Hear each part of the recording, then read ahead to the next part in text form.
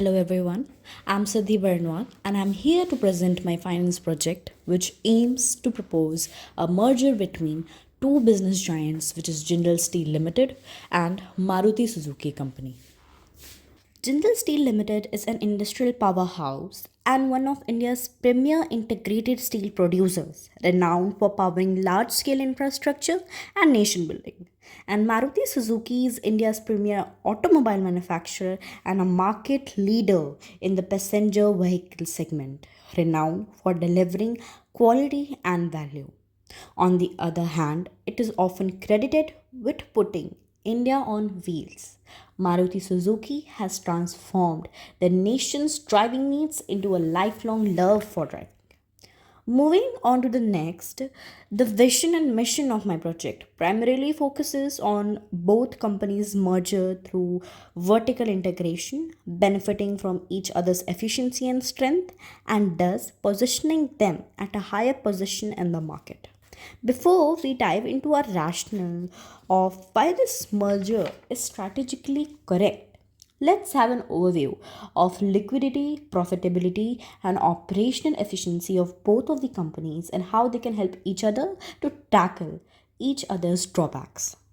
Now, let's move on to the ratio analysis to know about the profitability, liquidity, and operational efficiency of both of the companies. Operational efficiency is all about how quickly a company can turn its resources into cash, and here Maruti Suzuki demonstrates an absolute mastery. Maruti operates with a negative working capital cycle and a negative working capital turnover ratio. In plain English, they don't use their own money to run the business. They buy raw materials on credit, sell their cars almost instantly for cash, and collect that cash before they even have to pay their suppliers. Their inventory moves incredibly fast. Jindal, on the other hand, operates in the heavy metal industry. Their inventory turnover ratio is on par with their industry average, and their cash conversion cycle is excellent. That is 4.6 days, which is actually very strong for a steel company. However, Jindal operates with a negative working capital ratio for a different reason. They are trading at a massive volume relative to a tight capital base, and they occasionally struggle to collect debt from their buyers. While both the companies maintain a similar core operating margin, Maruti simply has a much tighter, more frictionless grip on its supply chain. Next, let's talk about liquidity and safety. How well these companies can handle their short-term obligations and long-term debt. Jindal has recently adopted a strategy of deleveraging in 2017, meaning they have been actively paying down debt, which has reduced their equity multiplier since 2017. This has freed up room for them to take on strategic debt in the future. However, because they are a capital intensive steel business, their debt to equity ratio remains higher than Maruti's. Maruti in this case takes a different approach. On paper, Maruti maintains lower traditional liquidity ratios, which might normally flash a warning sign. But because their cash machine moves so fast, their short term debt risk is incredibly low. They generate cash efficiently every single day. If an economic downturn hits tomorrow, Maruti is in a safer position because they have very low fixed debt obligations, and Jindal, despite having better raw accounting liquidity on the balance sheet, faces tighter operational liquidity because their cash gets tied up in longer in heavy steel inventory. Finally, let's look at the profitability analysis. Maruti Suzuki is a mature, stable market leader. They don't have massive, explosive growth ahead of them, but they are incredibly reliable. Their return on capital employed is high. Their earnings are fully backed by strong cash inflows, and they boast a high dividend yield. They generate massive amounts of free cash flow, making them a safe haven for risk averse investors who want steady income. Jindal presents the exact opposite profile. They are a growth driven story. We all are aware about that. Their price to earning ratio is higher than industry average because investors are betting on their future expansion. In terms of free cash flows, Maruti generates positive cash flows, while Jindal's negative price to free cash flow position indicates that much of its earnings are reinvested into expansion and operations. So while Maruti provides stability and cash strength, Jindal contributes growth potential and infrastructure capability. The ratio analysis have been drawn on the basis of the performance of both of the companies from average past years, but for a merger model, focusing on the latest performance of the companies proves to be better. So now focusing on the latest downturns faced by both of them, let's dive into what both companies have for each other. Now, moving on to the next thing, which is that the key idea behind this merger is that both the companies compensate for each other's weaknesses, creating a stronger combined identity. Starting with Jindal Steel, its major concerns are high debt and cyclical profitability. Maruti helped solve these issues through its strong balance sheet, efficient working capital cycle, because according to the DuPont analysis, Maruti has seen a consistent rise in its return on assets as compared to Jindal, thus bringing financial stability to Jindal. On the other hand, Maruti also faces challenges such as slow growth perception, rising input costs, SUV competition pressure, and under leveraged capital.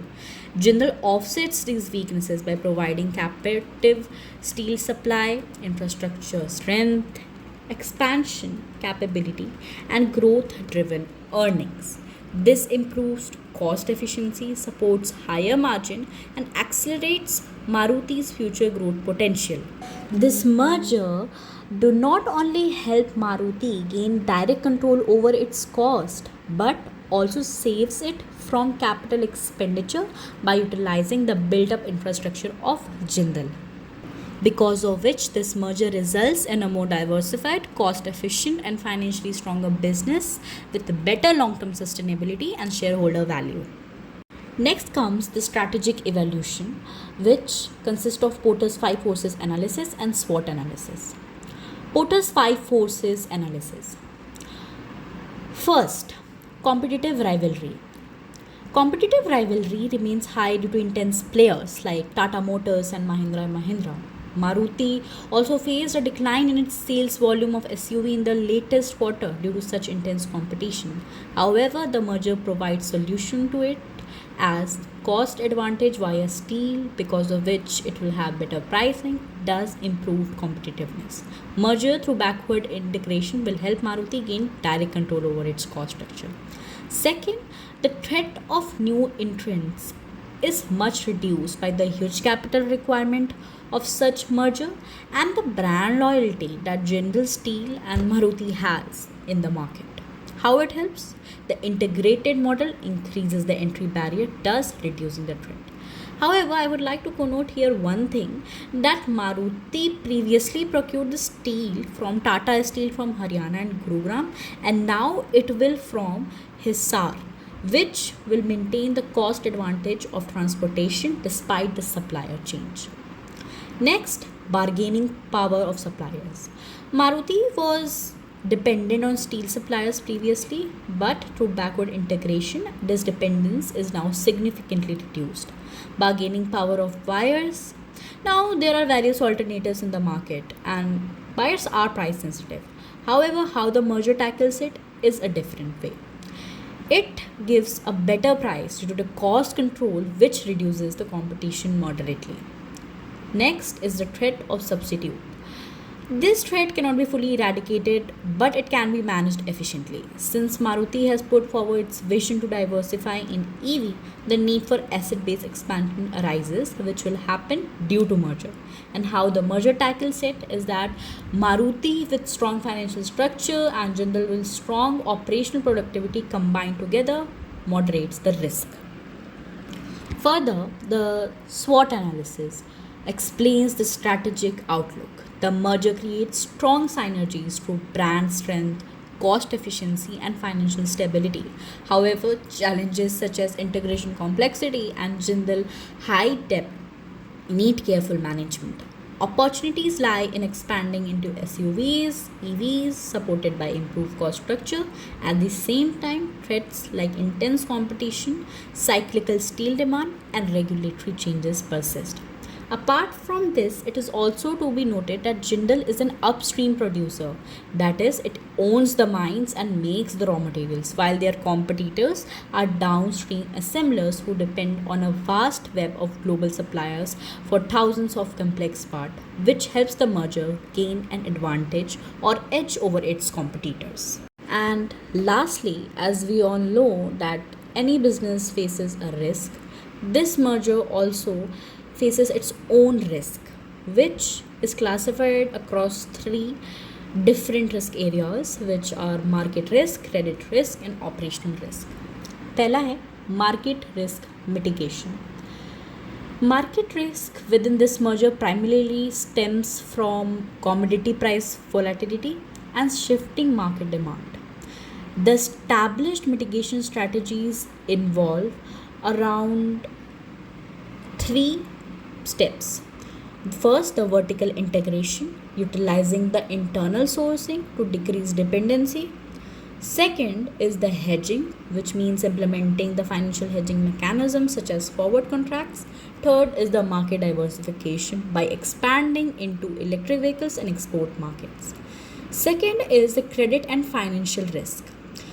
It includes factors like high leverage exposure of the steel business and the potential counterparty defaults. Now, this framework also addresses this financial risk by three approaches. First is capital restructuring by adopting a conservative financing policy and restructuring the existing debt to manage the leverage exposure. Employing interest rate swaps to stabilize borrowing costs against market fluctuations. Then implementing the strengthened vendor evaluation and credit monitoring systems to mitigate counterparty default risk. Last आता है operational and integration risk control. Now this risk centres on the execution of the merger itself कि एक merger कितना better और कितने अच्छे से अपने आप को एग्जीक्यूट कर सकता है. The risks revolve around the integration phase, the risk of failing to achieve expected synergies due to poor coordination, and management friction arising from differences in corporate culture and leadership styles. However, operational stability can also be maintained by executing a strong post merger integration plan rather than an immediate transition. The systems integration by deploying real time supply chain monitoring and integrating inventory management systems. Technological collaboration, creating a joint R&D framework and a shared technological infrastructure to drive continuous technological upgradation. Organizational alignment, that is utilizing leadership alignment programs and structure communication strategies to mitigate cultural differences and streamline decision making. And that's it for my project. Thank you very much.